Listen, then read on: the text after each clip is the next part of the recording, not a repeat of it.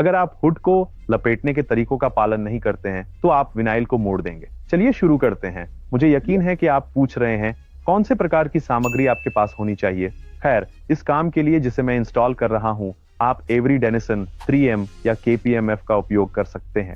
ये सभी अच्छे शुरुआती विनाइल हैं, लेकिन औजारों के बारे में क्या? शुरुआत करने के लिए आपके पास वास्तव में एक स्क्वीजी होना चाहिए, जैसे कि ये वाला यहाँ है। अगली चीज जो आपके पास होनी चाहिए वह है आपकी ब्लेड। ध्यान रहे, अपनी ब्लेड को इतनी दूर या उससे अधिक बाहर न रखें। आपके पास जो होना चाहिए वह लगभग सही जगह है। यह एक अच्छा स्थान है ताकि आपकी ब्लेड साफ कटिंग करे और पैनल या विनाइल को बहुत ज्यादा न काटे।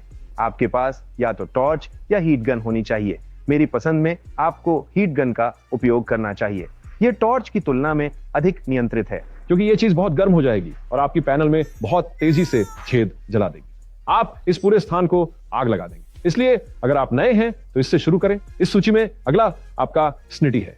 यह यहाँ आपके लिए अद्भुत काम करेगा। पेपर बैकिंग इसके ऊपर है। अगर इसके ऊपर पेपर बैकिंग नहीं है तो इसका मतलब है कि आप इसे अपने ब्लेड से काट सकते हैं, लेकिन बहुत गहरा मत काटें, इसलिए हमने कहा कि अपना ब्लेड छोटा रखें। अगला है आपके दस्ताने। आपके दस्ताने आप बहुत से क्षेत्रों में उपयोग करेंगे, जैसे आपके बॉडी लाइंस या धंसे हुए क्षेत्रों में जहां आपका स्क्वीजी बुलबुले छोड़ सकता है। और जब आप बुलबुले छोड़ते हैं, कभी कभी आप छोड़ देते हैं, आपको सुनिश्चित करना होगा कि आप नहीं विनाइल के नीचे कोई कचरा ना रखें। अगर आप देखते हैं तो ये छोटे छोटे पिंपल्स की तरह दिखेगा और ये आपको और ग्राहक को बहुत परेशान कर देगा। ये कार जिस पर हम लपेट रहे हैं, ये एक मर्सिडीज बेंज S683 है, लेकिन ये अन्य बेंज के साथ भी काम करता है जिनके हुड इसके जैसे ही होते हैं, जैसे S550, E350 कूप।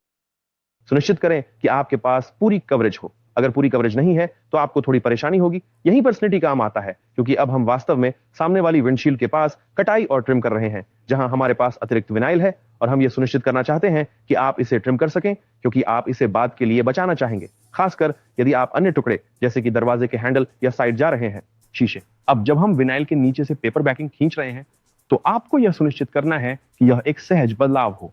कभी कभी ये थोड़ा खुरदरा हो सकता है और विनाइल झुर्रियों जैसा दिखने लगता है। वह है ठीक है, घबराओ मत। अब एक बार जब आपके पास ये हो तो इसके एक तरफ को टिकाएं, क्योंकि ये आपको यह सुनिश्चित करने में मदद करेगा कि आप इसके विपरीत छोर पर खींच सकें। अगर जरूरत पड़े तो वहां एक चुंबक रखें, लेकिन इसे पैनल पर ना रखें। अब जो हम करने वाले हैं वह हमारे त्रिभुज में खींचना है। हम दो कोनों को खींचने वाले हैं। एक तरफ, खैर ये वास्तव में एक कोना है, लेकिन आप उस कोने के दोनों तरफ से खींचेंगे। यह आपको पैनल को चिकना करने में मदद करेगा। ये मुझे मेरी पहली बात पर ले जाता है। पैनल को ग्लास आउट करना क्या है? पैनल को ग्लास आउट करना तब होता है जब विनाइल पूरी तरह से पैनल के ऊपर चिकना होता है, बिना किसी शिकन के या कुछ और ये अब स्क्वीजी करने के लिए तैयार है। इसके नीचे थोड़ी सी हवा अभी भी है, लेकिन ये इतना समतल और चिकना है कि आप इसे आसानी से स्क्वीजी कर सकते हैं। ये ठीक है। अगर सारा विनाइल वास्तव में चिकना नहीं है तो उसे ग्लास आउट करने का कारण आप ये सुनिश्चित करने के लिए थोड़ा गर्मी का उपयोग कर सकते हैं कि यह आराम से नीचे बैठे। यही आप चाहेंगे। इसे बहुत ज्यादा खींच कर ना फैलाएं। एक बार जब पैनल चारों कोनों में ग्लास आउट हो जाए तो सुनिश्चित करें कि यह पूरी तरह से चिकना है। तब आप अपनी स्क्वीजी शुरू कर सकते हैं। अब ये सुनिश्चित करने का समय है कि आप हुड के नीचे से ऊपर की ओर स्क्वीजी करें। अगर आप ऊपर नीचे करने की कोशिश करेंगे तो आप खुद को भ्रमित करेंगे और बहुत सारे बुलबुले छोड़ देंगे। और जब बुलबुले छोड़ते हैं तो ये सिल्वरटेन छोड़ देगा। मुझे इस पर विश्वास करें। इसे जितना सरल हो सके बनाएं। ये आपका पहली बार है तो पहले ऊपर की ओर स्क्वीजी करें और बस करते रहें। आप अपने स्ट्रोक्स को ओवरलैप करना चाहते हैं। जब आप अपने स्ट्रोक्स को ओवरलैप करते हैं तो इसे घास काटने की तरह सोचें। क्या आपने पहले घास काटी है? इसे कोण पर रखें। सुनिश्चित करें कि यह हमेशा कोण पर हो। इसलिए जब आप स्क्वीजी कर रहे हैं तो आप कभी भी सीधा स्क्वीजी नहीं करेंगे, तो आप हमेशा कोण पर जाएंगे। इससे आपको कोई बुलबुले या क्रीज नहीं होने में मदद मिलेगी। अब यहाँ आपके लिए एक महत्वपूर्ण सुझाव है। सुनिश्चित करें कि आप समझते हैं कि खुले चेहरे या बंद चेहरे के साथ कैसे स्क्वीजी करना है। जब आप हुड कर रहे हो तो पहली बार ये करना चाहिए, चाहे वह खुले चेहरे हो या बंद चेहरे। ये पहले स्क्वीजिंग में कोई फर्क नहीं पड़ता। इसका मतलब है कि इसे हुड के बीच में जाना चाहिए और आप इसे खुले या बंद चेहरे के साथ कर सकते हैं। अब बाकी के रास्ते के लिए, जब आप स्क्वीजी कर रहे हैं और आप स्क्वीजी कर रहे हैं ऊपर की ओर आते हुए लेकिन ये वास्तव में आपके करीब आ रहा है, तो इसका मतलब है कि आपको बंद चेहरा करना चाहिए। बंद, जहां ये आपके तरफ बंद है। मुझे इसे दिखाने दें। ये याद रखें, चूंकि आप शुरुआत कर रहे हैं कि आप अपनी स्क्वीजी को गीला करें। ये सुनिश्चित करेगा कि स्क्वीजी विनाइल के ऊपर आसानी से फिसले। कोण, आओ थोड़ा और आगे बढ़ो। वह थोड़ा और बीच में होना चाहिए। जहां भी आपने आखिरी बार स्क्वीजी किया उसे उनके बीच के बिंदु पर आना चाहिए। स्क्वीजी, आधा रास्ता। स्क्वीजी, आप मेरी बात समझ रहे हैं? अब मान लीजिए आपको एक बबल मिलती है। ये ठीक है, ये दुनिया का अंत नहीं है, लेकिन आपको इसे निकालना होगा। यदि यह एक छोटा बुलबुला है, कुछ ऐसा जो एक चौथाई से छोटा है, आप इसे आसानी से अपनी उंगली से दबाकर बाहर निकाल सकते हैं। अब अगर यह कुछ बड़ा है तो आपको एक क्षेत्र खोलने की जरूरत है ताकि सारी हवा आसानी से बाहर निकल सके, क्योंकि अगर नहीं तो आपके पास सिलवटों से भरा क्षेत्र होगा और आपको इसे वैसे भी उठाना पड़ेगा। इसलिए इसका अनुमान लगाएं और पहले ही करें। जगह आपके दस्ताने का यह हिस्सा ही है जिसका आप पामिंग तकनीक के रूप में उपयोग करेंगे, और यह आधा बिंदु शरीर की रेखा पर ठीक वहीं होना चाहिए ताकि आप धक्का दे सकें। या उसे ग्लाइड करें और नीचे की तरफ खींचें, जो भी आपकी पसंद हो, इससे कोई फर्क नहीं पड़ता। बस ये सुनिश्चित करें कि उसके नीचे की हवा के निकलने का कोई तरीका हो, चाहे ऊपर से हो या नीचे से। जैसे ही आप यह कर लें, अब आप अपने स्क्वीजी पर वापस जा सकें। या अगर आपका मन नहीं करता, आपको ग्लव्स इतने पसंद हैं, तो बस ग्लव्स का उपयोग करें। इसे हमेशा दूसरी ओर भी दोहराएं, भले ही आपके पास वेंट्स हों, जैसे कि यह S63 पर है या वो जो डॉज चार्जर्स और चैलेंजर्स पर हैं। सुनिश्चित करें कि आप इसे अंत में बाहर निकालें, क्योंकि आप ये सब अच्छा काम नहीं करना चाहते हैं और फिर अचानक आपको इसे उठाना पड़े क्योंकि आपने उसके पास ही सिलवट बना दी और अब आपको वही उठाना है जो आपने अभी रखा है। आप समझ रहे हैं मैं क्या कह रहा हूँ? वही गलती मत दोहराओ 2 बार। अब अगर आप ऐसी कार पर काम कर रहे हैं जिसमें वास्तव में गहरी रिक्ति या बॉडी लाइन है, तो उसे उठाकर आराम से उसमें समायोजित करें। ये उस पर बहुत बेहतर मदद करेगा। मेरा मतलब इसे उठाने और आराम से समायोजित करने से क्या है, अंत में विनाइल को उठाएं और इसे अपने दस्ताने के साथ आराम से रहने दें। इसे बाकी जगह से हाथ से बाहर निकालें। ये वह जगह है जहां ज्यादातर लोगों को समस्या होती है, बस क्योंकि वे थोड़ी तेजी से काम करने की कोशिश कर रहे होते हैं। समझ लें, ये संभवतः पहली बार है जब आप इस हुड को लपेट रहे हैं या कुछ पहली बार में से एक है, इसलिए आप प्रक्रिया को समझना चाहेंगे और सुनिश्चित करें कि आप इसे बहुत तेजी से नहीं कर रहे हैं, जिससे बहुत सारी समस्याएं उत्पन्न हो रही हैं। अब आपने पूरे पैनल को स्क्वीजी करना समाप्त कर दिया है। ये बहुत अच्छा है, ये आसान हिस्सा है। अब टक करना और काटना शुरू करने का समय है। स्क्वीजी करना काफी माफ करने योग्य है। जब तक आप इसमें छेद नहीं करते, आप इसे आसानी से उठाकर फिर से कर सकते हैं।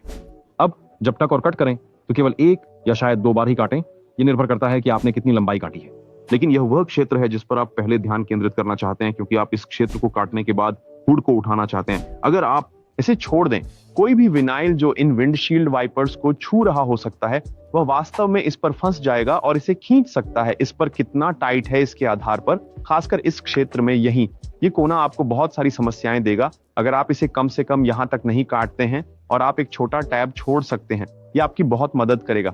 अब सुनिश्चित करें कि जब आप ट्रिमिंग कर रहे हैं, इसे बहुत दूर मत रखो, इसे यहीं रखो, यहीं पर और भी बेहतर है। अब जब आप अपना ब्लेड लगा रहे हैं तो इसे यहाँ ऊपर मत रखो। जब आप इसके अंदर कटिंग कर रहे हैं इस हुड के नीचे, तो इसे हमेशा समानांतर रखना चाहिए, इसे साइड में रखना चाहिए। मैं आपको करीब से दिखाता हूं कि मेरा मतलब क्या है। आपका ब्लेड यहां होना चाहिए, यहीं पर, यहीं पर। इससे कटिंग और ग्लाइडिंग ज्यादा आसान हो जाती है। अगर आप यहां से काटते हैं तो आप बहुत ज्यादा काट देंगे और यहां विनाइल बहुत कम रह जाएगा। यहीं पर अगर आप बहुत छोटा काटेंगे तो आपकी मौजूदा पेंट दिखेगी। चूंकि इसमें वेंट्स हैं तो आपको हमेशा अपने ग्लव्स का इस्तेमाल करना चाहिए। यही सबसे अच्छी बात है। कारण ये है कि वास्तव में स्क्वीजी का उपयोग नहीं कर सकते। ये उतना नहीं स्क्वीजी करेगा जितना आप सोचते हैं। अपने दस्ताने का उपयोग करें और इसे अंदर जाने दें। आप इसे अपने हीट गन से गर्म कर सकते हैं और फिर धीरे धीरे ऊपर से शुरू करें और पहली छोटी परत को अंदर डालें और फिर धीरे धीरे थोड़ी और गहराई में काम करें। यही आपको अपने डॉज, चार्जर्स और चैलेंजर्स पर भी करना चाहिए। और जब आप किनारे तक पहुंच जाइए, वेंट के अंदरूनी या बाहरी किनारे तक जो भी हो, इसे ट्रिम करके उसके साथ बराबर कर दें। फिर आप इसे काट सकते हैं। आपको वास्तव में इसे पीछे चिपकाने की जरूरत नहीं है। कुछ है जो ऊपर बैठेगा, चाहे वह असली वेंट हिस्सा हो। अब जब आप अपने सभी कोनों और किनारों को चिपकाने और काटने के लिए तैयार होने लगते हैं, तो यह एक आसान प्रक्रिया है और मैं इसे असेंबली लाइन कहता हूं। सबसे पहले आपको अपने हर कोने पर सभी टैब्स को काटना होगा। इसका मतलब है कि अगर आपके 6 कोने या 4 कोने हैं, जो भी हों, ये ऐसे नुकीले बिंदु होते हैं जो आपके हुड के कोने की ओर होते हैं। यह यहाँ एक कोना है और यहाँ ऊपर भी यही है। जो आपको करना है वो एक टैब बनाना है।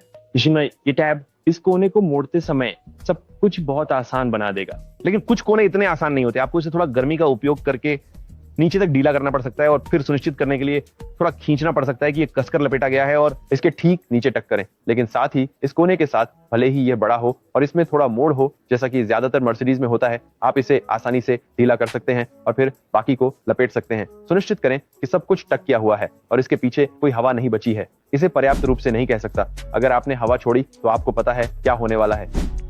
जैसे ही आपने अपने टैब्स कट किए, अब आप अतिरिक्त विनाइल को काट सकते हैं, क्योंकि आपको ये सब यहाँ नहीं चाहिए। मैं सुझाव देता हूँ कि आप एक ट्यूब का उपयोग करें।